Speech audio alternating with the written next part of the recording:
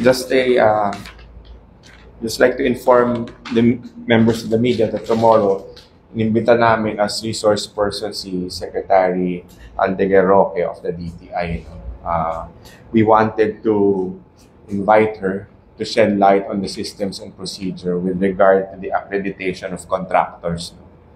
Yung kanyang systems and processes with regard to, in connection with the function of the PCAB, paano sila nag-accredit, at the same time, ano ang composition nito. No? We also requested her to provide us the registration records of contractors who may be involved in the anomalous flood control project. So tomorrow, she will be our resource person. That the hearing will be at 10 a.m. And also this morning, we had a technical and coordination meeting with PNP engineers, no? In connection to sa gagawin na field validation on the 421 ghost projects. So we wanted to coordinate with them, discuss with them on the procedure and how we will go about this. Anong process, ano ang maaring technology na magamit namin. And we also invited someone from the private sector, si Engineer Michael Reyes, who is part of the Council of Engineering Consultants of the Philippines. We wanted to also ask him with regard on his expertise on how we can go about the validation of these 421 ghost projects. So basically, yun yung ano namin, yun yung naging activity namin. Aside from the fact that we continue to prepare for our case build-up and submission of our referrals to the Office of the Ombudsman. So I guess that's my announcement for today. And if you have any questions, I would be glad to answer them. Johnson. Why is there a presence of PNP personnel from Soho? Oh, kasi pinag-iisipan natin dito, ebidensya yung inaano natin dito. Ang turing natin doon is merong krimen na nangyari. So we had to be sure that the evidence to be gathered will be acceptable in court. So yun yung value nila kung bakit sila nandito. Nag-coordinate kami sa kanila also kung paano namin ma-document yung pag-validate namin sa field. Because we wanted to make sure that all documents, evidence, and affidavits na i-execute ng mga field validators namin would be acceptable sa court and would hold sa court. Sir, what about from the House of Representatives legal team na Kanina we were requesting some documents. They just wanted some clarification and we just had a discussion on that. Sir, on what matter? On what matter? In connection with the possible on the budget preparation. So we wanted to just see kung anong mga documents na meron. So, Sir, earlier may nag-file din ng letter of sentiment na private individual sa ICI. Ano ang take ng commission dito? Nabasa na po ba ito talaga ni Justice Reyes? Hindi ko pa siya nakakausap since then, no? But I've heard about this letter sent to the commission. The commission will take this into account and they will discuss this and how to move forward after. So possible po ba na ma-invite in the future po yung mga nabanggit na personalidad po? Well, it's up to the commission to decide on that, no? If there's any reliable and competent basis for the commission to invite any personality, as I said before, that would lead to finding the truth para malaman natin kung ano talaga yung katotohanan. But of course, we have to validate this. No? Iimbitahin naman yan upon their discretion. Sir, sabi niya kanina, parang marami pa daw ang maaaring magpasa nitong letter of sentiment for the next coming days. Open ba ang ICI sa mga ganito na from private individuals, groups, na letter of sentiment? Letters of sentiment, yes. But we are also being cautious kasi we want to make sure that any information that gets to the commission is in a way credible. Susuriin namin mabuti yan na kasi nga nag-iingat kami dito na yung commission ay hindi magagamit para sa anumang political agenda, no, or leverage. Ayaw namin mangyari dyan dahil baka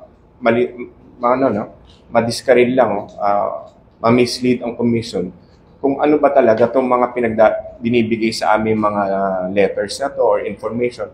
Is this really related to the mandate of the ICI? Titingnan muna namin dyan. Ang mandato ng ICI malinaw.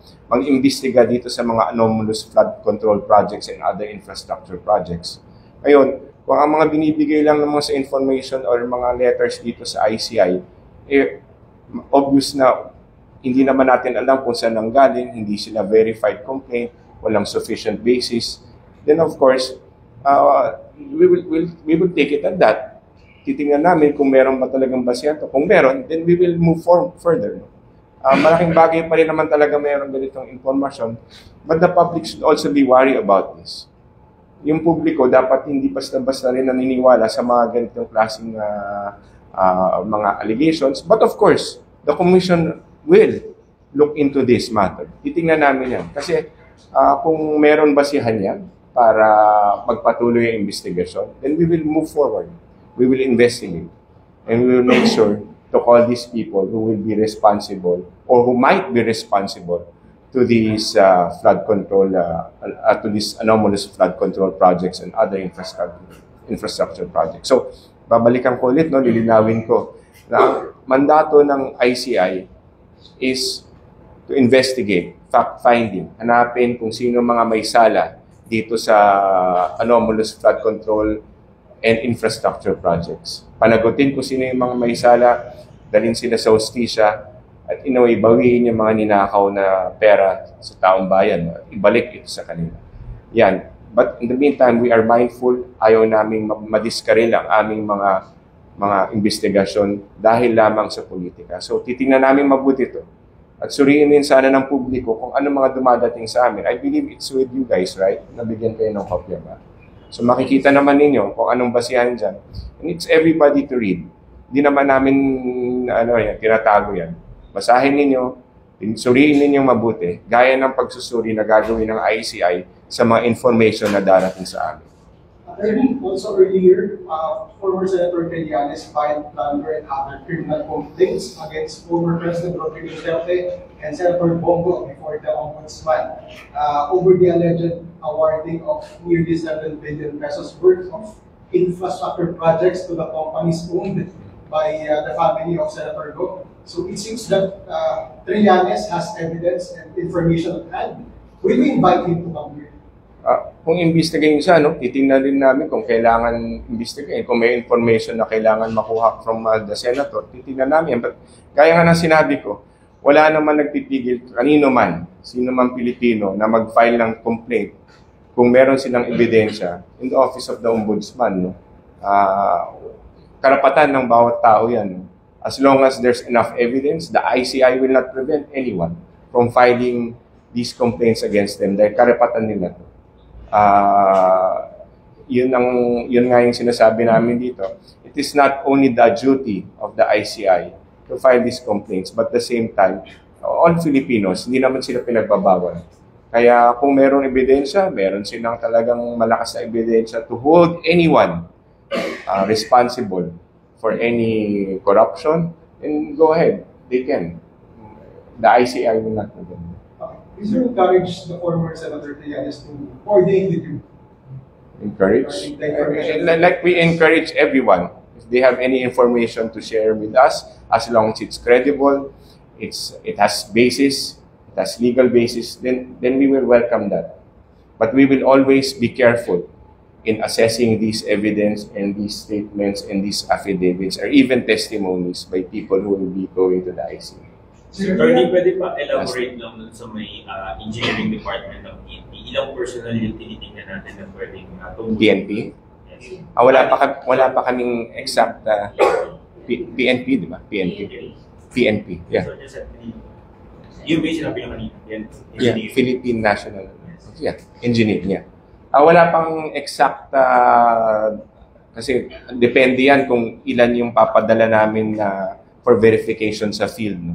So until we get the right number of projects to be validated, then we will know.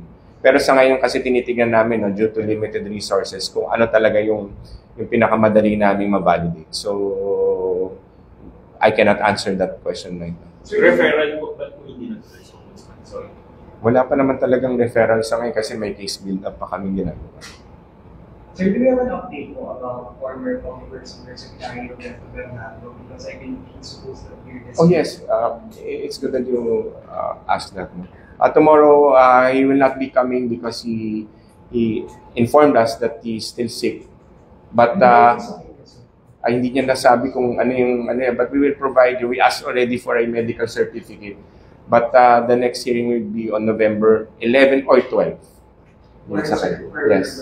Yes. Sir, also just one last question po about sa kay Speaker Romualdez. Last week po nila submitted affidavit na. Na-review na po ba ito ng mga commissioners and ano po yung take nila? Wala pa naman sila sinasabi kung anong take nila, but I'm sure it's still ongoing yung kanyang review. And they will probably ask those questions once he appears.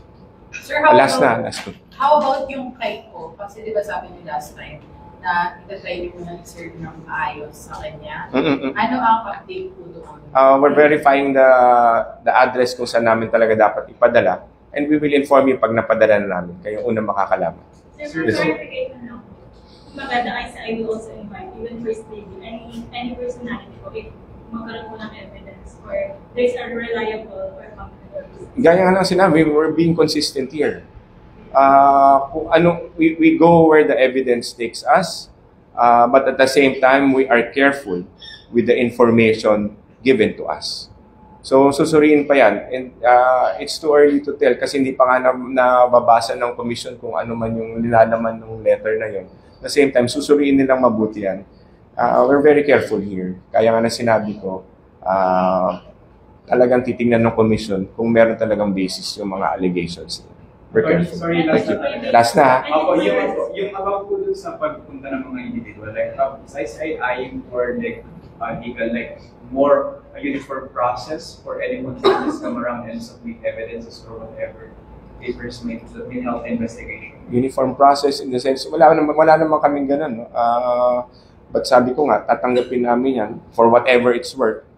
But at the same time, I hope the public, and I'm hopeful that the public is very, very critical about this also, no? Para makita nila, tingnan nila mabuti, basahin nila mabuti, lalo na pagkaalam naman ninyo, no, na binigyan kayo ng kopya, kung ano yung kanilang sulat, o kanilang complaint, o kanilang dokumento, tingnan ninyo mabuti. And that's part of the transparency. So tingnan ninyo. And the commission will also make sure to study this very carefully. Last na. Yes. Sir, yung mga napagay pong congress mo ni Speaker Romualdez for the update, kailan po sila, or napadala na po ba sila ng invitation? Nabanggit. Wala pa naman akong nakikitang mga invitation right now for any mambabatas. But we will let you know kung meron talagang invitation. Like right now, I already told you kung sino yung magiging resource persons namin tomorrow. That will be our process. We will inform you beforehand pagka meron kaming invitation.